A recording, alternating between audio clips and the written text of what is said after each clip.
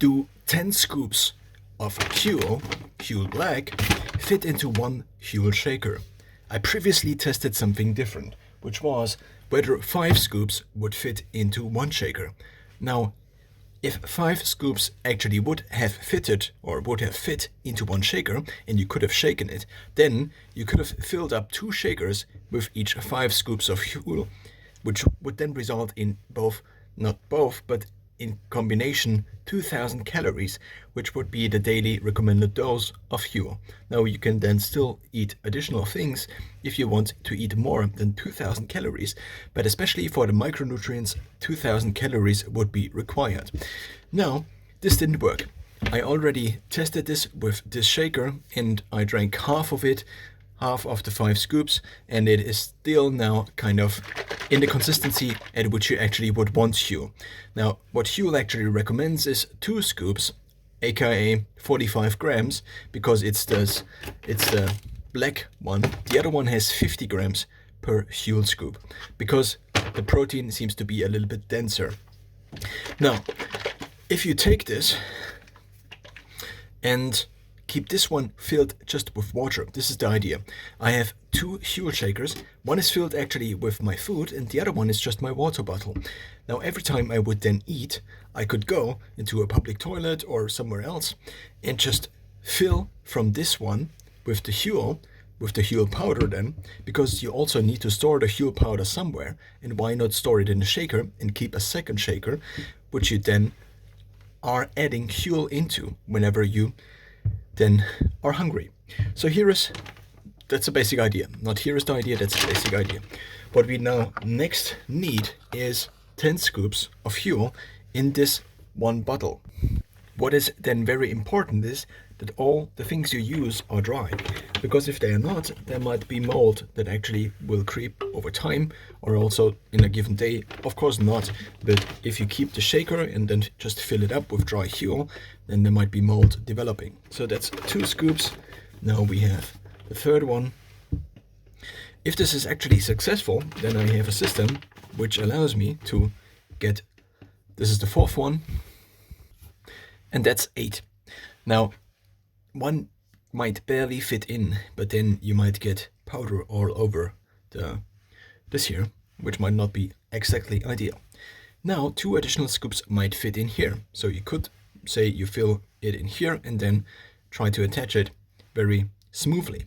And then, if this works, you could actually try to kind of pour out Huel, or at least the Huel powder, into the other bottle. And this is what I will now test. So I will take another glass here and now see if, so let's assume this is the glass. And of course, there is a little bit of a trick where if this is the water, then you need to unscrew the whole thing. Now this is not just water, it is Huel. So what I'm doing usually, because I'm actually using already these shakers, is after I drank everything that has food in them, I just go under the tap and then basically shake them a few times until they are mostly empty and just filled with water again. And then you can unscrew them without much hassle. And the problem obviously is that you might get food or something that's not just water in here, and then it might become not a short, but a small disaster.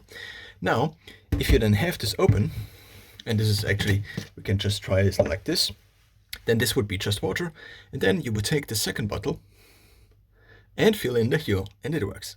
So that's nice. So then now I just need to find a method to actually add 10 scoops in here. Now this is currently 8, so I might get actually the lid and now fill in 2 additional ones into the lid.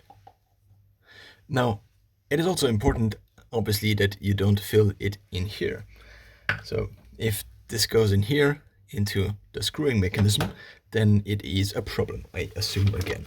So that's not exactly ideal. So you don't fit the 2000 calories in properly, probably. Maybe I put in a little bit more here.